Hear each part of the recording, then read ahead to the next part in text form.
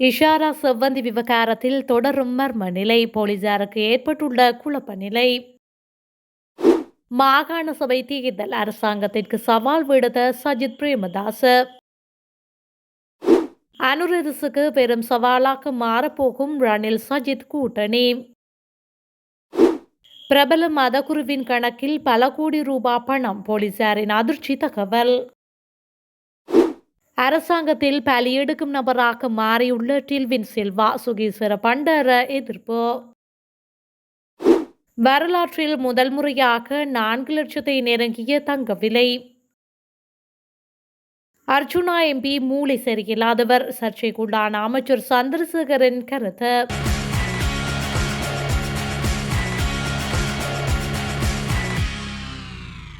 கனேமுள்ள சஞ்சீவ கொலை வழக்கில் நேபாளத்தில் கைது செய்யப்பட்ட இஷாரா செவ்வந்தி நிச்சயம் புலனாய்வு துறையில் பயிற்சி பெற்ற ஒருவராகத்தான் இருக்க முடியும் என தெரிவிக்கப்படுகின்றது.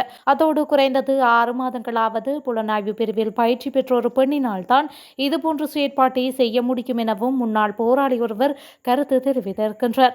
அதோடு நீதிமன்றில் துப்பாக்கி சூடு நடைபெற்ற போது கொலையாளி செவ்வந்தியை தவிர இன்னும் சில குழுவினர் இருந்திருக்கலாம் எனவும் இன்னும் பல திட்டங்கள் முன்னெடுக்கப்பட்டிருக்கலாம் எனவும் முன்னாள் போராளி கூறியுள்ளார். மேலும் இந்த துப்பாக்கி சூட்டு சம்பவம் திட்டமிட்டபடி சரியாக நடைபெற்றிருக்கின்ற விதத்தினை பார்க்கின்ற போது முழுமையான பயிற்சி பெற்ற குழுவின் செயற்பாட்டின் சாயல் தெரிகின்றது என்று அவர் மேலும் தெரிவித்துள்ளார். இலங்கையின் ஜனநாயக பல கட்சி முறைமையை பாதுகாப்பதற்காக அனைத்து அரசியல் கட்சிகளையும் ஒரே மேடைக்கு கொண்டு வருவதே ஐக்கிய தேசிய கட்சியின் நிலைப்பாடு என அந்த கட்சி தெரிவித்துள்ளது. மேலும் இந்த இலக்கை அடைவதற்காக ஐக்கிய மக்கள் சக்திக்கும் தமக்கும் இடையிலான தூரத்தை குறைத்து ஒற்றுமையுடன் செயற்பட உறுதி பூண்டுள்ளதாகவும் ஐக்கிய தேசிய கட்சி அறிவித்துள்ளது. நேற்று விசேட அறிக்கையொன்றை வெளியிட்டு ஐக்கிய தேசிய கட்சி இந்த விடயத்தினை சுட்டிக்காட்டியுள்ளது. அந்த அறிக்கையில் இலங்கையின் ஜனநாயக பல்கட்சி முறைமையை பாதுகாப்பதற்காக அனைத்து அரசியல் கட்சிகளையும் ஒரே மேடைக்கு கொண்டு வருவதே ஐக்கிய தேசிய கட்சியின் நிலைப்பாடாகும். பல்கட்சி முறைமையை பாதுகாக்கும் போது அரசியல் கட்சிகளின் தனித்துவம் மற்றும் கொள்கைகளை பாதுகாக்கும் வகையில் செயல்படுவது முக்கியமாகும். இந்த நிலைப்பாட்டுக்கு வருமாறு அனைத்து கட்சிகளையும் நாம் கோருகின்றோம். அதேபோன்று மேற்குறிப்பிட்ட இலக்கை அடைவதற்காக ஐக்கிய தேசிய கட்சிக்கும் ஐக்கிய மக்கள் சக்திக்கும் இடையில் உள்ள தூரத்தை குறைத்து ஒற்றுமையுடன் செயற்படுவதற்காகவும் நாம் உறுதி பூண்டுள்ளோம். எதிர்க்கட்சித் தலைவர் சஜித் பிரேமதாச தலைமையில் எதிர்க்கட்சித் தலைவர் அலுவலகத்தில் நடைபெறும் பேச்சுவார்த்தைகளில் நாம் கலந்து கொள்வோம். ஏனைய அரசியல் கட்சிகளுடனும் ஐக்கிய தேசிய கட்சி பேச்சுவார்த்தைகளை நடாத்த வேண்டியுள்ளது. மேலும் எமது 2 கட்சிகளுக்கும் இடையில் பேச்சுவார்த்தைகளை நடாத்துவதற்காக ஒரு குழுவை நியமிக்கும் யோசனைக்கும் நாம் இணக்கம் தெரிவிக்கின்றோம். ஐக்கிய மக்கள் சக்தி அண்மையில் வெளியிட்ட அறிக்கைகளையும் ஐக்கிய தேசிய கட்சியின் அடிப்படை குறிக்கோளையும் கவனத்தில் கொண்டு எதிர்கால வேலை திட்டங்களை வகுக்கலாம் என்று தெரிவிக்கப்பட்டுள்ளது. நாடாளுமன்ற உறுப்பினர் அர்ஜுனா ராமநாதனை மூளை சரியில்லாதவர் என கடத்தொழில் அமைச்சர் ராமலிங்கம் சந்திரசேகர் தெரிவித்துள்ளார். குறித்த விடயத்தை நேற்று ஊடகங்களுக்கு கருத்து தெரிவிக்கும் போதே அவர் குறிப்பிட்டுள்ளார். இது தொடர்பில் அவர் மேலும் தெரிவிக்கையில், மக்கள் மத்தியில் என்ன கதைப்பது மற்றும் வெளியில் யாருடன் எப்படி கதைப்பது என்பது தொடர்பில் தெளிவில்லாமல் அவர் உணர்கின்றார். யாழில் ஊடகத்துறையில் இருந்த பெண்களை இழிவுபடுத்தியவர்தான் அவர். அத்தோடு அங்குள்ள மக்கள், இளைஞர்கள் மற்றும் புலம்பெயர்ந்தோர் என அனைவரும் இழிவுபடுத்திய நிலையில் தற்பொழுது மக்களால் வெறுத்து ஒதுக்கப்பட்டுள்ளார் என்றும் அவர் தெரிவித்துள்ளார். மேலும் தற்போதைய அரசியல் களம் தமிழர் பிரதேச அரசியல், நாட்டில் இடம்பெறும் கைதுகள் மற்றும் நடப்புசார் அரசியல் விடயங்கள் தொடர்பில் அவர் பலதரப்பட்ட விடயங்கள் தெரிவித்துள்ளமையும் குறிப்பிடத்தக்கது.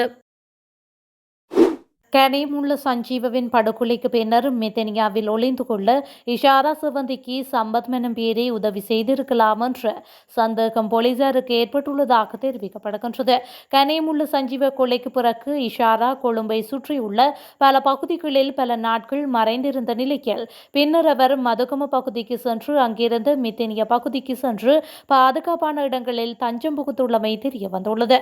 மேலும் இவர் நேபாளத்தில் பக்தபூரில் ஒரு அறையை வாடகைக்கு எடுத்து வீட்டுரிமையாளரிடம் தான் ஒரு இந்திய பெண் என்று கூறி வந்ததாக புலனாய்வாளர்கள் கண்டறிந்துள்ளனர். அவர் இந்தியாவின் பெங்களூரை சேர்ந்தவர் என்றும் சுமார் 1 மாதமாக பக்தபூரில் தங்கியிருந்ததாகவும் பெரும்பாலும் தனது அறைக்குள்ளே தங்கியிருந்ததாகவும் விசாரணை அதிகாரி ஒருவர் கூறியுள்ளார். ஆளுதுகடை நீதிமன்ற வளாகத்தில் பாதாள உலக தலைவர் கனேமுள்ள சஞ்சீவவின் படுகொலைக்கு பின்னணியில் இருந்ததாக கருதப்படும் இஷாரா செவ்வந்தி நேபாளத்தின் பக்தபூர் மாவட்டத்தில் உள்ள திப்போஸ் பூங்கா புத்ராவில் உள்ள ஒரு ஆடம்பரமான வீட்டில் மறைந்திருந்த போது நேற்று முன்தினம் இரவு கைது செய்யப்பட்டார். சந்தேக நபருடன் பாதாள உறுப்பினர்கள் உட்பட மேலும் 4 பேரும் போலீசாரால் கைது செய்யப்பட்டு நேற்று மாலை இலங்கைக்கு அழைத்து வரப்பட்டுள்ளனர். இஷாரா சவந்தி வீரசிங்க பின்புறத்து வக்கி கிளிநொச்சி பாலையை சேர்ந்த ஜீவதாசன் கனகராசா சுரேஷ் யாழ்ப்பாணம் மெருசுவிலை சேர்ந்த தஷி நந்தகுமார் தினேஷ் ஷியாமந்த டி சில்வா யாழ்ப்பாணத்தை சேர்ந்த கென்னடி பஸ்தியாம்பிள்ளை ஜே.கே. பாய் மற்றும் தினேஷ் நிசாந்த குமார விக்ரம் ஆராய்ச்சிக்கு ஆகியோரே கைது செய்யப்பட்டனர். இவர்கள் நேற்று விமானம் மூலம் இலங்கைக்கு அழைத்து வரப்பட்டனர்.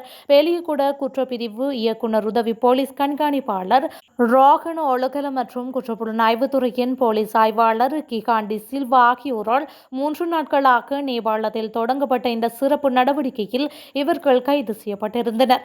இவர்கள் கைது செய்யப்பட்ட நேரத்தில் ஹெகல்பத்ர பத்மேவின் கும்பலின் தலைவரான கம்பகா பாபா என்ற பாதாள உலக குழு தலைவர் ரோஹான் ஒழுகலாவுக்கு ரூபாய் 5 மில்லியன் லஞ்சம் கொடுத்து காவலில் இருந்து தப்பிக்க முயன்றதாகவும் தகவல் வெளியாகியுள்ளது.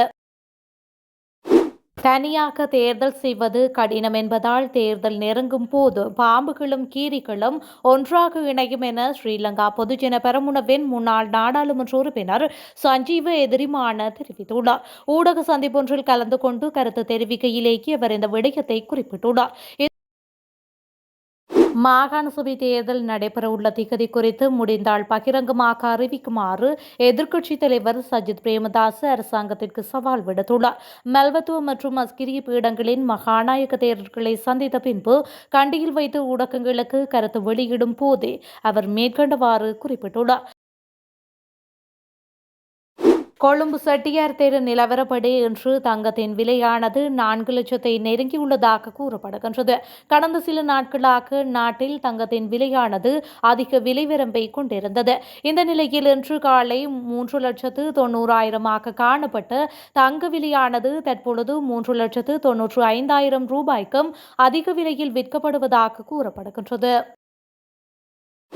பிரபல தேவாலயத்தின் பாதிரியாரின் வங்கிக் கணக்கிலிருந்து 33 கோடிக்கும் அதிகமான பணத்தை அண்மையில் கண்டுபிடித்துள்ளதாக கொழும்பு பகுதிக்கு பொறுப்பான சிரேஷ்ட போலீஸ் அதிகாரி நிசாந்த சோய்சா கூறியுள்ளார். தென்னிலங்கை தொலைக்காட்சியில் நடைபெற்ற கலந்துரையாடலில் அவர் இதனை தெரிவித்துள்ளார்.